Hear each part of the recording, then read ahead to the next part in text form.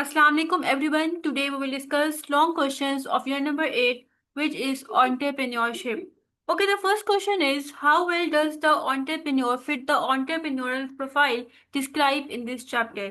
Okay, question का मतलब क्या है कि जो ऑन्टरप्रेन्योर की क्वालिटीज इस चैप्टर के अंदर डिस्कस की गई हैं, क्या वो गुड ऑन्टरप्रेन्योर की क्वालिटीज हैं या कितने अच्छे से उसको डिस्क्राइब किया गया है। The entrepreneur fits the entrepreneur profile very well, मतलब जो बुक के अंदर क्वालिटीज डिस्क्राइब की गई हैं गुड entrepreneur की या सिंपल entrepreneur की, वो बहुत अच्छे तरीके से जो है वो डिफाइन की गई हैं और वो फिट आती हैं गुड entrepreneur के ऊपर।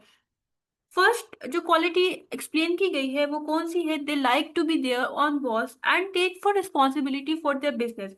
जो ऑन्टरप्रेन्योर होता है, जो अपने बिजनेस को स्टार्ट करता है और रन करता है, वो अपने बिजनेस का या अपने जॉब का एक तरह से बॉस होता है। ठीक है, जैसे आप फॉर एग्जाम्पल कहीं जॉब करते हो तो वहां पे आपके कोई ना कोई और बॉस होता है, आप बॉस नहीं होते। बल्कि जब आप अपना बिजनेस स्टार्ट करते हो तो वहां पे अपने बॉस होते हो और जितनी भी रिस्पॉन्सिबिलिटीज है वो आपके ऊपर आती हैं। जो भी आप डिसीजन ले रहे हो आप ही उसके रिस्पॉन्सिबल हो। They take careful risk not careless ones. ठीक है, उसके बाद क्योंकि वो आप खुद अपने बॉस होते हो, सारे डिसीजन आपने लेने होते हैं, इसलिए आप जो रिस्क ले रहे हो उसके बारे में भी आपको केयरफुल रहना चाहिए। They are self reliant and do many task themselves specially at the start. उसके बाद जो एंटरप्रेन्योर होता है वो सेल्फ रिलायंट होता है, मतलब वो किसी पे डिपेंड नहीं कर रहा होता। वो बहुत से टास्क खुद जो है वो परफॉर्म कर रहा होता है, स्पेशली जब बिजनेस का स्टार्ट होता है, जब आपके पास इतने पैसे नहीं होते कि आप डिफरेंट कामों के लिए जो है वो एम्प्लॉयज को हायर कर लो, वर्कर को हायर कर लो। तो बहुत से टास्क आपको खुद परफॉर्म करने होते हैं और आप खुद अपने आप के ऊपर डिपेंड करते हो, आप किसी और के ऊपर डिपेंडेंट नहीं होते, आप इंडिपेंडेंट होते हो। They believe in self and stay confident even after failure. उसके बाद जो ऑन्टरप्रेन्योर की क्वालिटी है वो ये है कि वो उसको अपने ऊपर बिलीव होता है। ठीक है, अपने ऊपर उसको भरोसा होता है और वो कॉन्फिडेंट होता है। बेशक बिजनेस के अंदर कुछ फेलियर भी आ गया, उसको लॉस भी हो गया है, लेकिन फिर भी वो कॉन्फिडेंट होता है। उसको पता होता है कि वो ऐसी स्ट्रेटेजीज बनाएगा जिससे जो है वो प्रॉफिट अर्न कर लेगा। They are determined and do not give up during difficult time. उसके बाद जो है वो उसके जो इरादे होते हैं वो स्ट्रांग होते हैं और वो कभी भी गिव अप नहीं करता, कभी भी वो हार नहीं मानता। बेशक डिफिकल्ट टाइम भी आ जाता है लेकिन फिर भी उसको पता होता है कि एक टाइम ऐसा आएगा कि मुझे अपने बिजनेस के अंदर प्रॉफिट होगा, मेरा बिजनेस सक्सेसफुल होगा। They ask for feedback to improve their businesses. उसके बाद जो है वो लोगों से फीडबैक ले रहा होता है ताकि वो अपने बिजनेस को इम्प्रूव कर सके। अगर कुछ भी कहीं भी लैकनेस आ जाती है, कहीं भी कमी आ जाती है, तो जब वो फीडबैक के थ्रू उसको पता चलती है तो फिर उसके बाद वो अपने बिजनेस को इम्प्रूव करने की कोशिश करता है। They work hard and have high energy. उसके बाद जो एंटरप्रेन्योर होता है वो बहुत सख्त मेहनत करता है। ठीक है, और उसके अंदर जो है बहुत एनर्जी होती है, वो दिन रात काम कर रहा होता है, स्पेशली जब बिजनेस का स्टार्ट होता है। They think about the future and plan for growth. उसके बाद क्या होता है कि वो अपने फ्यूचर के बारे में सोच रहा होता है कि वो अपने बिजनेस को कहाँ तक लेके जाएगा, क्या चीज़ वो अचीव करेगा, किस तरह से वो अपने बिजनेस को जो है वो ग्रो करेगा। They know how to organise people money and resources. उसके बाद जो उसकी कंपनी के अंदर वर्कर्स होंगे, अपने बिजनेस के अंदर जो उसने वर्कर्स हायर किए होंगे, उसको प्रॉपर तरीके से ऑर्गेनाइज कर रहा होता है कि किस वर्कर को कौन सा काम देना है, किस तरह से पैसों को मैनेज करना है, किस तरह से रिसोर्सेज को मैनेज करना है। दे value success and achievement more than money. उसके बाद उसके पास जो है वो मतलब पैसों से ज्यादा वैल्यू अचीवमेंट की होती है कि उसने क्या चीज अचीव की है। जैसे फॉर एग्जांपल आपका पर्पस ये था या आपका एम ये था बिजनेस स्टार्ट करने का कि जो स्टूडेंट्स होते हैं उनको एजुकेशन में बहुत मुश्किल होती है, तो आप क्या करोगे कि आप लो कॉस्ट जो ट्यूटरिंग होती है वो आप देना स्टार्ट कर दोगे। ठीक है, लोगों को जो स्टूडेंट्स उनको पढ़ाना स्टार्ट कर दोगे। अब अगर उनके मार्क्स अच्छे आएंगे तो संजय आपने ये चीज अचीव कर ली है क्योंकि मार्क्स अच्छे आ रहे हैं। आपको बेशक वो पैसे कम पे कर रहे हैं, लेकिन पैसों की वैल्यू आपकी आपकी नजर में जो है वो कम होती है, बल्कि सक्सेस की वैल्यू ज्यादा होती है। They see opportunities where other see problem. उसके बाद जो एंटरप्रेन्योर की क्वालिटी है उसमें क्या है कि वो प्रॉब्लम्स के अंदर भी अपॉर्चुनिटीज को देख रहा होता है कि क्या जो है वो अपॉर्चुनिटी है जिसके थ्रू मैं अपने बिजनेस को जो है वो ग्रो कर सकता हूँ, अपने बिजनेस को सक्सेसफुल बना सकता हूँ। कंक्लूजन क्या है? The entrepreneur has most of the qualities explained in this chapter, so they are good example of successful entrepreneur। कि जो entrepreneur की क्वालिटीज है वो बहुत अच्छे से चैप्टर के अंदर एक्सप्लेन की गई हैं और वो गुड entrepreneur की ही क्वालिटीज हैं। और आगे जो है हम लोग डिटेल में बता दें कि कौन कौन सी क्वालिटीज हैं जो चैप्टर के अंदर एक्सप्लेन की गई हैं। नेक्स्ट क्वेश्चन है, interpret the advantages and disadvantages that the entrepreneur seeing in on ऑनिंग a business. उसके बाद क्या है कि चैप्टर के अंदर कुछ एडवांटेजेस और कुछ डिसएडवांटेजेस एंटरप्रेन्योर के बताए गए हैं कि जो उसको बिजनेस के अंदर जो एंटरप्रेन्योर के एडवांटेजेस हैं या डिसएडवांटेजेस उसको एक्सप्लेन करना है। Entrepreneur experiences both benefits and challenges while running their own business। ठीक है, ये बात हम सबको पता है कि जो entrepreneur होता है उसको बेनिफिट्स भी मिल रहे होते हैं। जब वो अपने बिजनेस को रन कर रहा होता है, बहुत से चैलेंजेस, बहुत से प्रॉब्लम्स को भी वो फेस कर रहा होता है। एडवांटेजेस क्या है? Independence and control. जो एंटरप्रेन्योर होता है, जो अपने बिजनेस को स्टार्ट करता है और रन करता है, वो अपना बॉस खुद होता है। ठीक है, और जितने भी बिजनेस से रिलेटेड डिसीजंस लेने होते हैं वो खुद ले रहा होता है। Financial reward. अब बिजनेस में ये चीज होती है कि आप जितना ज्यादा हार्ड वर्क करते हो उतना ज्यादा आपको जो है वो प्रॉफिट अर्न होता है। लेकिन जॉब में तो यही होता है कि मंथ की लास्ट में आपको एक फिक्स सैलरी मिल जाती है, लेकिन यहाँ पे ऐसा नहीं होता। तो ये भी इसका बेनिफिट है, they have the potential to earn unlimited profit. कि जो एंटरप्रेन्योर होता है उसके अंदर एक पोटेंशियल होता है कि वो अनलिमिटेड प्रॉफिट को अर्न कर सकते हैं। Personal satisfaction. Running a business in a field they enjoy bring fulfilment. उसके बाद जो है वो बहुत सेटिस्फाई होता है अपने बिजनेस को जब वो रन कर रहा होता है, बहुत इंजॉय कर रहा होता है। नेक्स्ट है contribution to a society. Entrepreneur can positively impact their communities through product, services and job creation. अब वो सोसाइटी में किस तरह से कंट्रीब्यूट करे, सोसाइटी को क्या फायदा हो रहा है जो एंटरप्रेन्योर अपना बिजनेस स्टार्ट करता है। तो जो एंटरप्रेन्योर है वो एक पॉजिटिव इम्पैक्ट लेके आता है कम्युनिटी के अंदर अपने प्रोडक्ट से। मतलब उसके प्रोडक्ट से लोगों को फायदा हो रहा होता है, उसके सर्विसेज से लोगों को फायदा हो रहा होता है, और जॉब क्रिएशन मतलब जॉब लोगों को मिल रही होती है। Growth opportunities, business ownership allow them to continuously innovate and expand। जो बिजनेस ऑनरशिप है वो क्या करता है, वो अपने बिजनेस को अपने बिजनेस के लिए अपॉर्चुनिटीज को फाइंड आउट कर रहा होता है कि कौन सी ऐसी अपॉर्चुनिटीज है जिसके थ्रू अपने बिजनेस को ग्रो कर सकता है, किस तरह से उसको एक्सपैंड कर सकते हैं। नेक्स्ट है डिसएडवांटेजेस क्या होते हैं। Financial risk. फाइनेंशियल रिस्क मतलब जब स्टार्टिंग में आपके पास पैसे कम होते हैं, जो एक एंटरप्रेन्योर होता है उसके पास पैसे कम होते हैं, तो उसको जो है हर वक्त रिस्क रहता है जो मेरे पास पैसे कहीं मुझे उससे लॉस ना हो जाए, जो मैंने पैसे इन्वेस्ट किए अपने बिजनेस के अंदर कहीं मुझे लॉस ना हो जाए। क्योंकि जो स्टार्टिंग में इनकम आती है वो अनसर्टन होती है। अनसर्टन मतलब कुछ कंफर्म नहीं होता कि आपको लॉस होगा या प्रॉफिट होगा। High workload. अब स्टार्टिंग में क्योंकि अभी आपका बिजनेस स्टेबल नहीं हुआ होता तो आपको बहुत टाइम काम करना पड़ता है, जिससे जो आपको बहुत स्ट्रेस भी फील होता है। Entrepreneur often work long hours with significant stress. Next one have full responsibility. All decisions, both good and bad, fall on their shoulder। मतलब जितने भी वो डिसीजन ले रहे हैं सारी की सारी रिस्पॉन्सिबिलिटीज उसके शोल्डर्स के ऊपर होती है।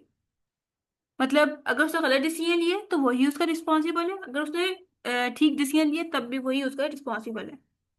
Initial lower quality of life. Starting में क्योंकि आप सारे जो पैसे हैं वो बिजनेस के अंदर इन्वेस्ट कर रहे होते हैं, तो जो आपकी पर्सनल लाइफ है वो काफी अफेक्ट होती है। वो काफी जो है उसकी क्वालिटी ठीक नहीं होती। Until the business stabilises the entrepreneur may experiences limited leisure and personal time. कि जो एंटरप्रेन्योर है उसका जो एक्सपीरियंस होता है मतलब उसको बहुत कम फ्री टाइम मिलता है, क्योंकि उसको सारा टाइम जो है वो अपने बिजनेस के अंदर सर्व करना होता है। पर्सनल टाइम उसको बहुत कम मिलता है। For instance, a home-based bakery owner may enjoy independence and personal satisfaction। ठीक है कि देखिए आपने एक बिजनेस स्टार्ट किया, होम बेस्ड जो बेकरी है वो स्टार्ट की है, तो आप इंडिपेंडेंट होते हो, आप किसी पर डिपेंड नहीं कर रहे हो, तो आपको पर्सनल सेटिस्फेक्शन भी मिल रही होती है, आप सेटिस्फाई होते हो, आप मितमिन होते हो अपने बिजनेस से।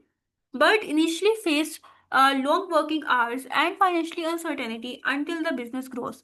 लेकिन क्योंकि जब शुरू का टाइम होता है तो आपके पास इतना एक्सपीरियंस नहीं होता, तो आपको काफी टाइम काम करना पड़ता है, और फाइनेंशियल अनसर्टेनिटी भी होती है। आपको नहीं पता होता कि आपको बिजनेस के अंदर लॉस होगा या प्रॉफिट होगा जब तक कि आपका बिजनेस ग्रो नहीं कर जाता।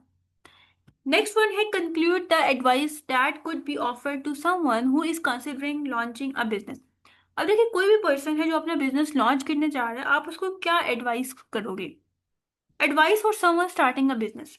If a person want to start a business, they should first do proper research।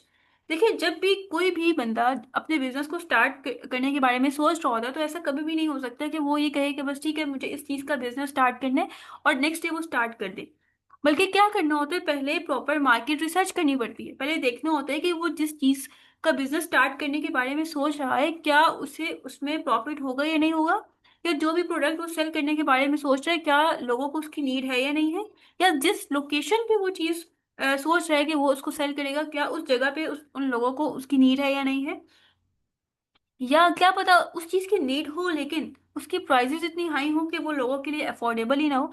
तो प्रॉपर मार्केट रिसर्च करनी पड़ती है और उसके बाद अपने बिजनेस को स्टार्ट करना होता है। They must understand what customer need, what product are popular and who their competitors are. उसको इस चीज के बारे में नो हाउ होनी चाहिए, उसको समझना चाहिए कि कस्टमर की नीड क्या है, उसके अकॉर्डिंग उसको प्रोडक्ट को लॉन्च करना चाहिए।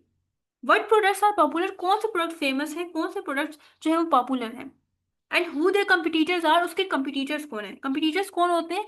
वो लोग जिन्होंने आप की सिमिलर जो है वो बिजनेस स्टार्ट किया होता है। जैसे फॉर एग्जाम्पल आपका मोबाइल का बिजनेस है, अगर किसी और ने भी मोबाइल का बिजनेस स्टार्ट किया होगा तो वो आपके कंपिटिटर्स होंगे। Making a clear business plan is very important because it help in setting goals and reduce risk. जब आप जो है वो क्लियर बिजनेस प्लान बनाते हो तो ये आपके लिए बहुत इंपॉर्टेंट होता है। क्यों? क्योंकि ये हेल्प कर रहा होता है आपको गोल्स सेट करने में। ठीक है कि आपका क्या गोल है बिजनेस स्टार्ट करने का, इससे क्या होता है, रिस्क रिड्यूस हो जाता है, क्योंकि आपको पता होता है कि जो भी आप बिजनेस स्टार्ट कर रहे हो वो सक्सेसफुल होगा क्योंकि आपने प्रॉपर मार्केट रिसर्च की होगी। Secondly, the person should start small and manage money carefully. अब देखिए, जब स्टार्ट में आप अपने बिजनेस को देखोगे तो उसमें ये होता है कि आपके पास पैसे कम होते हैं, तो इसलिए आपने प्रॉपर तरीके से अपने पैसों को जो है वो मैनेज करना है। They should avoid taking too many loans and must keep proper record of income and expenses. Starting में आपके पास पैसे कम होंगे, लेकिन ये नहीं कि आपने बहुत ज़्यादा लॉन ले लेना है, बहुत ज़्यादा कर्जा ले लेना है, बाद में आप उसको जो है वो पे ही ना कर सको। और उसके बाद आपने प्रॉपर रिकॉर्ड रखना है कि कितनी आपके बिजनेस के अंदर इनकम आ रही है, कितने उसके एक्सपेंसेस है, मतलब कितने खर्चे हैं उसके। Basic knowledge of money management help the business run smoothly. अगर आपको ठीक तरीके से पैसे मैनेज करने आएंगे तभी आपका बिजनेस जो है वो सक्सेसफुली रन होगा, स्मूथली रन होगा। This should also remember that success takes time and patience. आपको इस चीज के बारे में पता होना चाहिए कि जो सक्सेस है वो आराम से ही आती है। कभी भी ऐसा नहीं होगा कि आज आपने बिजनेस स्टार्ट किया और कल जो है वो आपका बिजनेस जो है वो बहुत हाई लेवल पे चला जाएगा, उसको बहुत सक्सेस मिल जाएगी। बल्कि आपको बहुत सब्र करना पड़ता है, बहुत मेहनत करनी पड़ती है, एट द एंड आपको सक्सेस मिल जाती है। Thirdly, a new entrepreneur should be ready to face difficulties and failures. Starting में क्या होता है कि क्योंकि आपके पास इतना एक्सपीरियंस नहीं होता, जिसकी वजह से entrepreneur को बहुत सी डिफिकल्टीज फेस करनी पड़ती हैं, बहुत से फेलियर्स उसको फेस करने पड़ते हैं, तब जाके जो है उसको सक्सेस मिलती है। Taking advice from experience people, attending training and learning new skills can help improve the business. कि आपको जो है प्रॉपर एडवाइस लेनी चाहिए, जो एक्सपीरियंस लोग हैं, आपको प्रॉपर जो ट्रेनिंग सेशंस मिलते हैं वो आपको अटेंड करने चाहिए। उसके बाद जो है आपको न्यू स्किल्स लर्न करनी चाहिए, जिससे जो है आपका बिजनेस इंप्रूव होगा। Finally, the person should choose a business they are interested in and passionate about. जो मोस्ट इंपॉर्टेंट चीज़ है वो ये है कि आप वो बिजनेस स्टार्ट करो जिसमें आपका इंटरेस्ट हो, जिसमें आप पैशनेट हो। ये ना हो कि ऐसा बिजनेस स्टार्ट कर लो कि जिसमें आपको इंटरेस्ट ही नहीं है, तो वो कभी भी सक्सेसफुल नहीं हो सकता। With good planning, hard work, honesty and determination, the business can grow and become successful in the long run. कि जब आप ना ये क्वालिटीज होंगी, जब आप ठीक तरीके से अपने बिजनेस को प्लान करोगे, हार्ड वर्कर होगे, ऑनेस्ट होगे, डिटर्मिनेशन होगी आपके अंदर, डिटर्मिनेंट होगे आप, तब जाके जो आपका बिजनेस ग्रो करेगा और सक्सेसफुल होगा, और उसके बाद ही वो आपका बिजनेस स्टेबल होगा। नेक्स्ट है articulate the main reason for young people to be involve in business. अब आपने एक्सप्लेन करना है कि क्या मेन रीजन है जिसकी वजह से जो यंग पीपल है, जो यंग जनरेशन है, जैसे 20 to 25 की जो एज के लोग हैं, उन्हें बिजनेस के अंदर इन्वॉल्व होना चाहिए। Young people are increasingly involved in business due to several important reasons। क्या reasons हैं जिसकी वजह से जो है वो जो young people हैं वो business के अंदर involve हो रहे हैं, उसके उसके लिए several reasons हैं। जैसे one major reason is employment generation। कि अब देखिए, अगर सिर्फ आप जॉब करते हो तो बहुत बेरोजगारी हो रही है, जॉब्स नहीं मिलती लोगों को। तो इससे क्या होता है कि रोजगार जनरेट होते हैं, रोजगार जो है वो क्रिएट होते हैं। With limited job opportunities, entrepreneurship allow young people to create their own employment rather than depends slowly on traditional jobs। अब क्योंकि जो जॉब्स अपॉर्चुनिटीज है वो बहुत कम है, तो इसलिए जो entrepreneurship है वो यंग पीपल को अलाउ करती है कि वो अपना जो एम्प्लॉयमेंट है उसको क्रिएट करें, बजाय इसके कि जो ट्रेडिशनल जॉब्स हैं, जो पुरानी जॉब्स हैं, उसके ऊपर जो है वो डिपेंड करते रहें। Businesses involvement help them become financially independent at an early stage। जो बिजनेस इन्वॉल्वमेंट जो है वो हेल्प करनी होती है कि वो फाइनेंशियली इंडिपेंडेंट बन जाए। ठीक है, वो खुद अपने पैसे कमाएं एक अर्ली स्टेज में। ठीक है, क्योंकि अब देखिए, जैसे घर में 5 पीपल हैं, ठीक है, 5 मेंबर्स हैं, तो हर किसी को अपना जो है वो पैसे कमाने चाहिए, फाइनेंशियली इंडिपेंडेंट होना चाहिए। एक जो पर्सन है वो मतलब पूरे घर के जो खर्चे हैं वो नहीं चला सकता।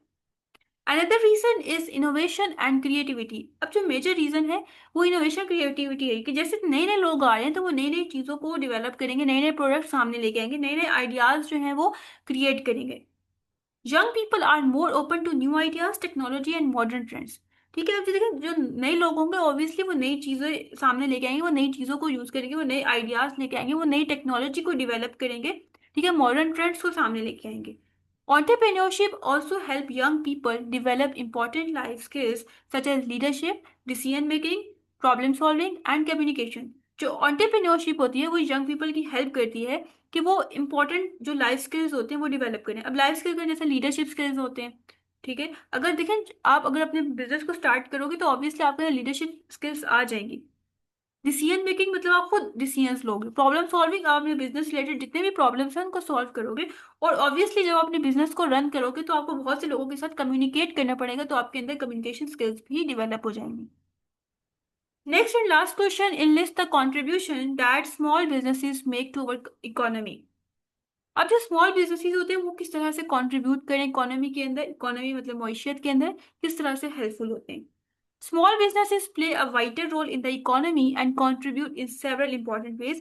अब जो स्मॉल बिजनेसेस हैं वो बहुत इंपॉर्टेंट रोल प्ले करें इकोनॉमी के अंदर और कंट्रीब्यूट करें डिफरेंट वेज में। One of the major contribution is employment generation। जो स्मॉल बिजनेसेस हैं उनका कंट्रीब्यूशन क्या है कि वो एम्प्लॉयमेंट को जनरेट करें, वो रोजगार को जनरेट करें। Small businesses create a large number of jobs and help reduce unemployment specially at local level. ठीक है, अब जो स्मॉल बिजनेसेस हैं वो बहुत से जॉब्स क्रिएट करें और जिससे क्या हो रहा है, जो अनएम्प्लॉयमेंट है, जो बेरोजगारी है वो रिड्यूस हो रही है एक लोकल लेवल पे, एक छोटे लेवल पे। They provide opportunities for skilled and unskilled worker alike.